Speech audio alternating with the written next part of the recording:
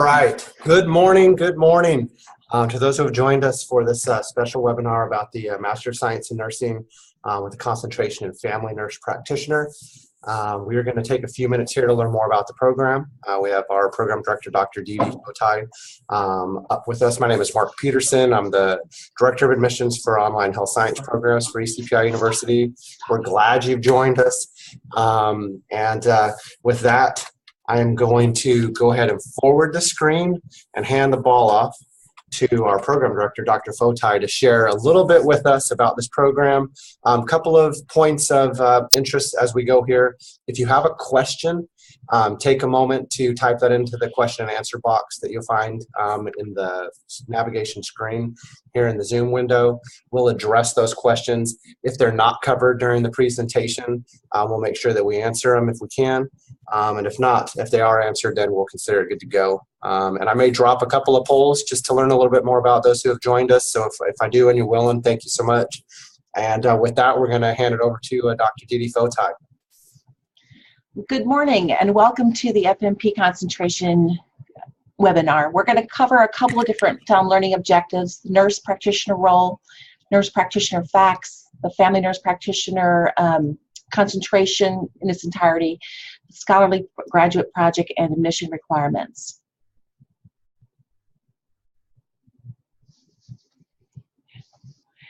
So commonly we get a question about accreditation, and we wanted to let you know that we are regionally accredited by SACS and programmatically accredited by CCNE, and that's a very big consideration when choosing a program.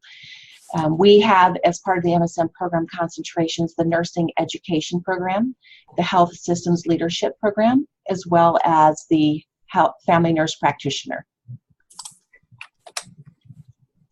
So according to the American Association of Nurse Practitioners are quickly becoming the health partner of choice for millions of Americans as clinicians that blend clinical expertise in diagnosing and treating health conditions with an added emphasis on disease prevention and health management. NPs bring a comprehensive perspective to healthcare. So here are a few facts about nurse practitioners. As of 2018, there are more than 234,000 nurse practitioners licensed in the United States. And so they're licensed in different areas of practice. 86.6% in primary care, 95.8% can prescribe medications, and 60.6% are family nurse practitioners. 12.7% work in private group practice settings. 46.2% of NPs work in primary care settings. And in 2017, the mean full-time base salary for an NP was $105,000 annually.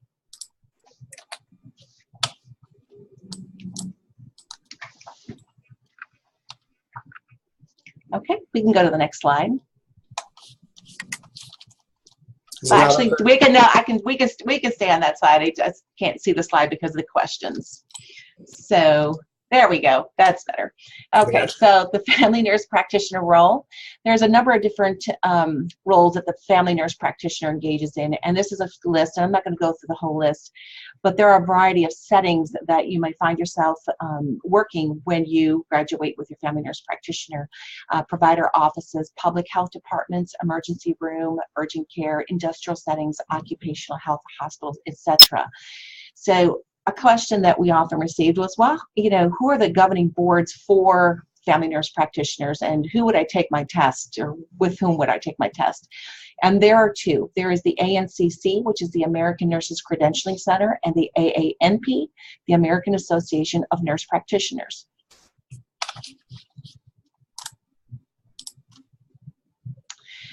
So the MSN Family Nurse Practitioner concentration. Okay, so what about this curriculum that was built? It was built in alignment, close alignment with the expectations of CCNE and with the what we call NOF, which is the National Organization of Nurse Practitioner Faculties. So we made sure we followed what the expectations of each of these governing bodies are require. So for the NOF, it's Nurse Practitioner Core Competencies. and population-focused competencies for family nurse practitioners, and the National Task Force. So we follow the criteria of evaluation of nurse practitioner programs so that you had a robust FNP program that meets the standards of CCNE and NOF.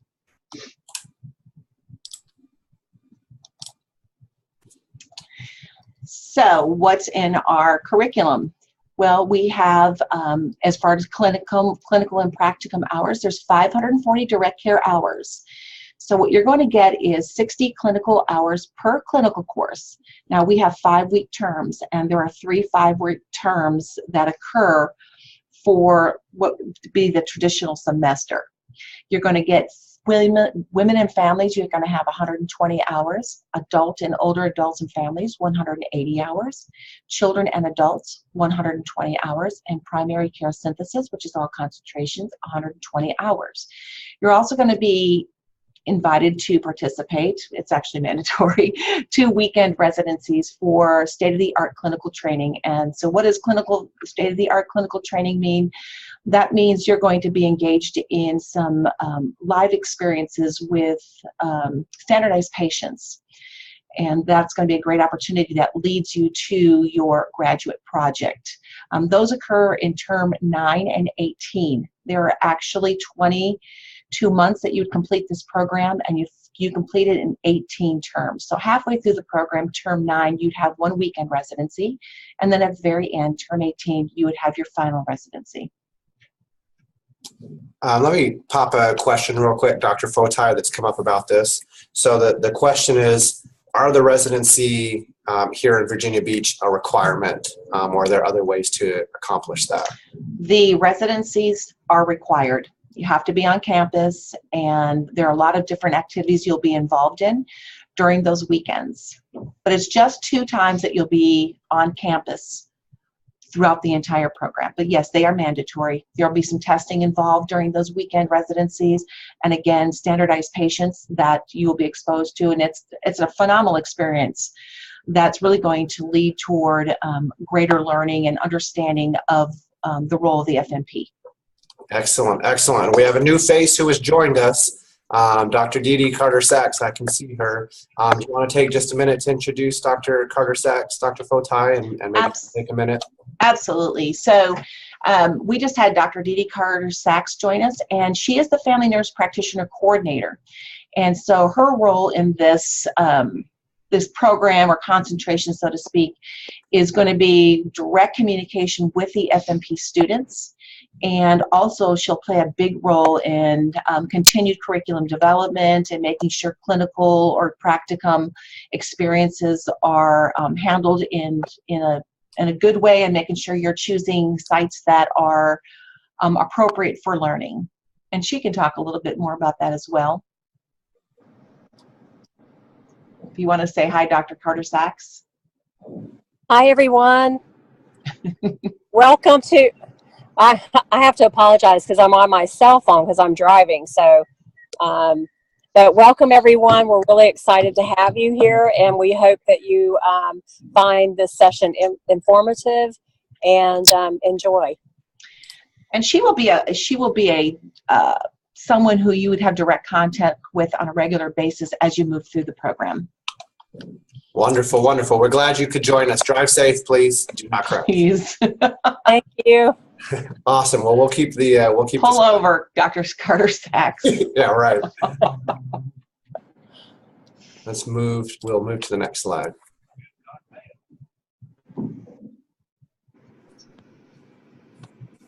Okay. All right. So this program, with the exception of the 2 on-campus residencies, is online format.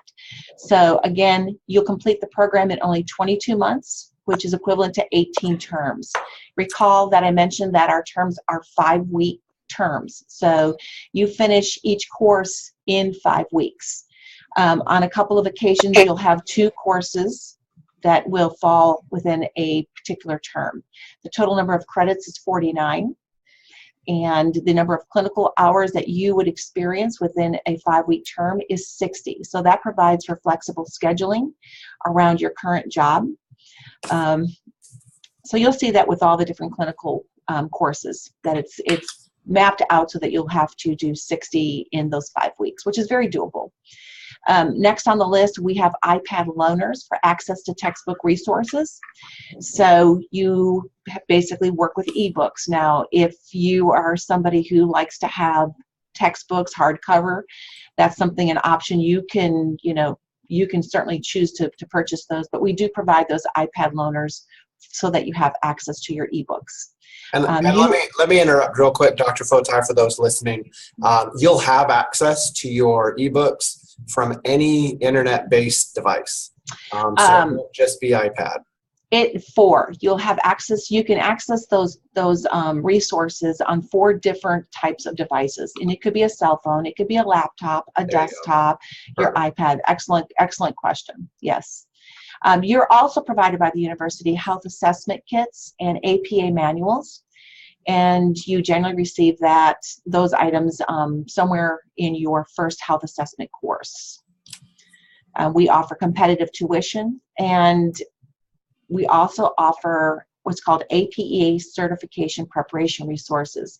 And these resources are threaded throughout the curriculum to help you become successful in not only the program, but also in preparation for the board certification you'll take with either ANCC or AANP.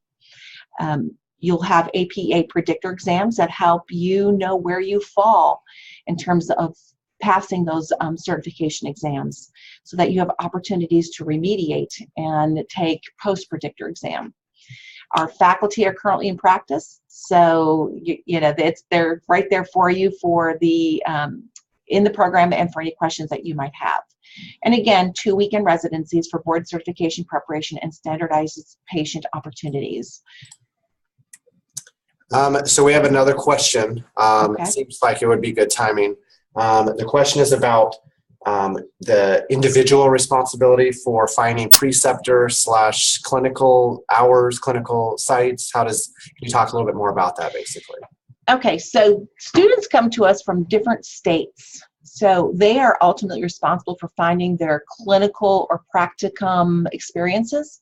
That being said, if there are some challenges that seem to be something that they can't resolve, we certainly will help the student address those. The clinical coordinator, Dr. Carter Sachs, is certainly going to be in touch with those students to see what we can do to help facilitate them getting an appropriate practicum experience.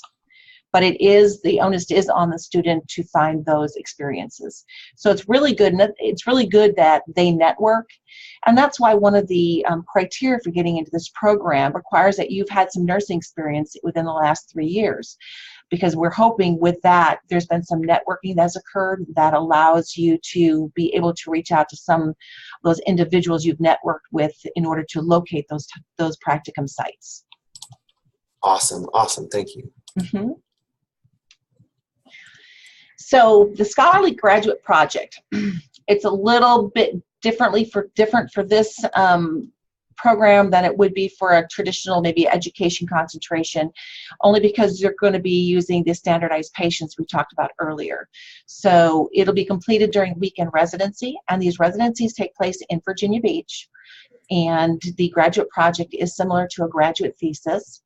And the students, as part of this graduate project, will assess, treat, evaluate, and document 1 or more standardized patients in a scholarly paper format. Excellent. And so these are the admission requirements. We require that you have earned a BSN from an accredited institution, and you've earned a GPA of 2.5 or better. You must have an active and unencumbered RN license and a current resume with nursing experience in the last 3 years. You will need to have undergraduate coursework in statistics, health assessment, and research with an earned grade of C or better. You will also be interviewing with an admissions counselor and complete graduate application for admission. Awesome. So we have another question. Okay. So the question basically is asking start to finish how long it will take, but what is it, 1 class at a time, 2 classes at a time, just kind of what does that pace and rigor look like? That's basically the question.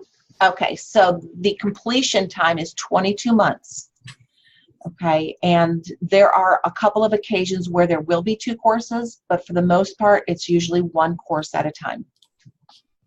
And then the 22 months, if there's a stagger or a delay, you know, what if you take a class off? Do you have to wait for another semester or another start date? How does that work? You would have to wait for another start date just because it just keeps moving forward for that 22 months and those 18 terms. Okay. Mm-hmm. Excellent.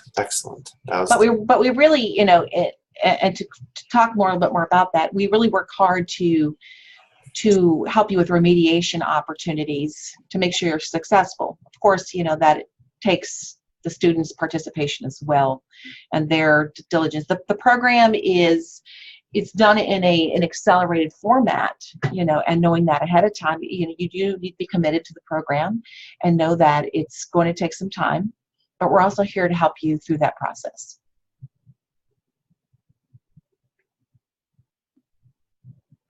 Excellent. So I'll move us to the next slide. So this slide builds off of the admissions requirements that Dr. Fotai just went over. Basically, you know, we'll have students all the time ask, what's our process for reviewing and accepting candidates into the program? So typically, you'll have a chance to interview with an admissions advisor.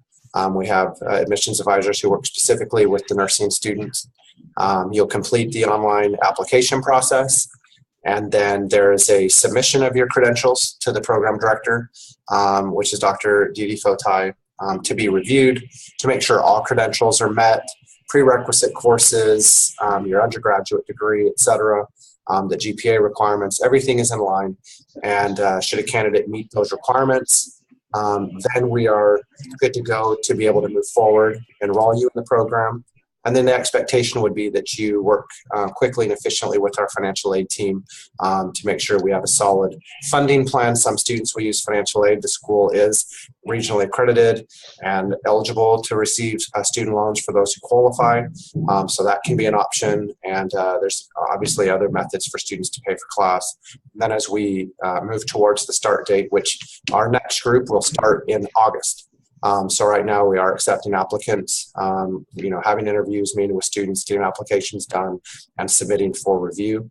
And once we get to the first day of class, there's actually an orientation it's a free orientation, but it's basically a 2-week mini course in being a student at ECPI Online, where you'll learn all about the requirements, how to post, what to look for, how to access and use the materials, what the expectations, try to get a little bit of a sense of the pace and rigor of the program. And then we'll actually take you through your first day and your first week as a student, which will be the end of August for this next group.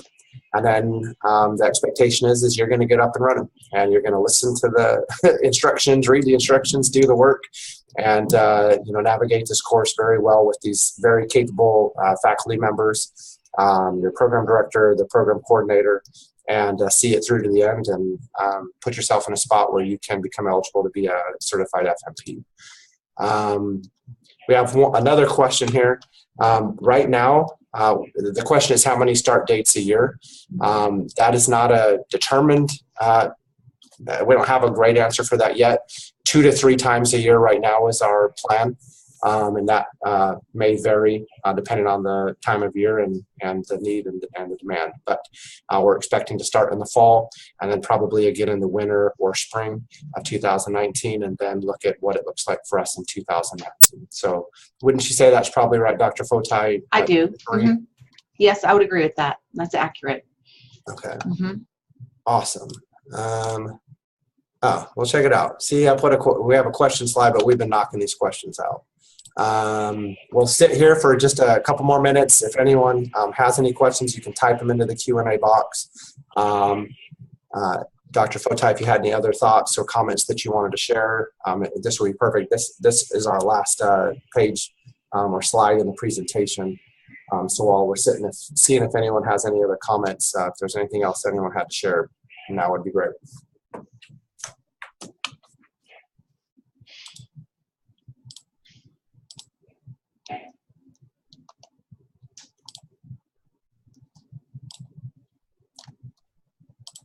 All right, well, I'm going to take the silence as being golden, like a movie.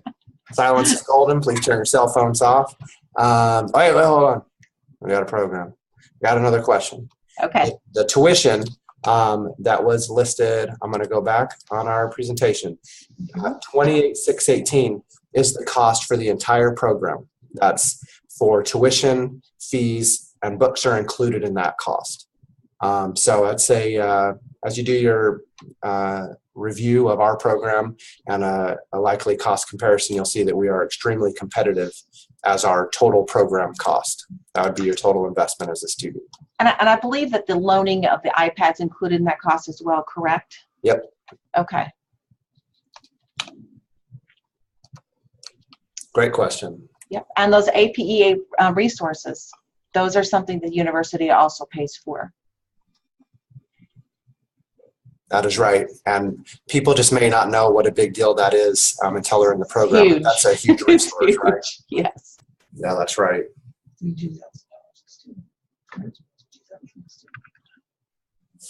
All right. Here's another good question. So the question is, does the statistics course as a prereq need to be completed within a certain number of years, or will any time in the past work? Anytime in the past. Now, that being said, if it's been years and years and years, like 1990s, we would make the recommendation that you would take another one.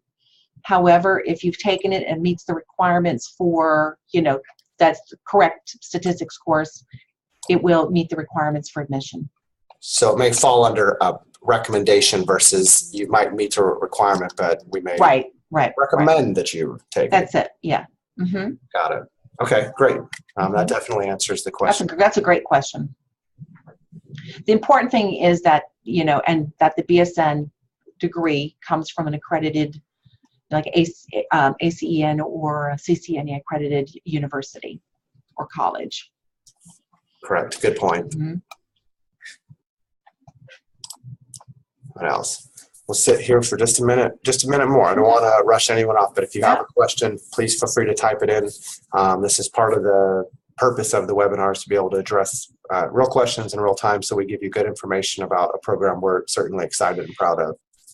And I'd like to add another thing. We also incorporate Shadow Health, which is a great digital simulation experience, and that's embedded in through the course, through the curriculum. And students really love that. It really helps them feel like they're in touch with a real live patient. We just got some feedback from the cohort we got running now, and it's been stellar feedback about that, and they really feel like they're learning a lot with that resource. That is something we also cover in that tuition. So awesome. That's a good thing as well. Mm-hmm. And that's a lifetime subscription. And that's a lifetime subscription to Shadow Health. Awesome. Mm-hmm. All right. Well, I believe by the silence on the question front that we will call it a wrap. Okay. It's been a pleasure. Thank you so much, Dr. Fotai, and your partner there in crime who's off screen, Dr. Clark, and Dr. Dee Dee Carter-Sachs, who's driving and hopefully still living and doing a wonderful job getting to where she's going. Those who were able to attend, I know that there was a lot of good information shared. I pulled over. All right, good, yay. From here, anyone who's been please, we have no anticipation of following up like crazy and calling you a bunch of times and sending you a ton of emails, but we certainly would like to hear back from you. So we'll definitely reach out, see what other information we can provide. If you are interested in getting started, let us know. We can begin the process with you, go through a more thorough interview process, and go through the steps of getting you to the application and submitted for review. But at any point, we certainly appreciate your time this morning. It's a beautiful day here in Virginia Beach, wherever you are in the country. Hopefully it's great. And we definitely wish you well, and hopefully you have a wonderful weekend. And I'm happy to answer any questions that relate to the program. Absolutely. Well, right on. Well, thank you so much, everybody. We're going to sign off now. Have a great morning. All right. Have a great day. All right. Bye.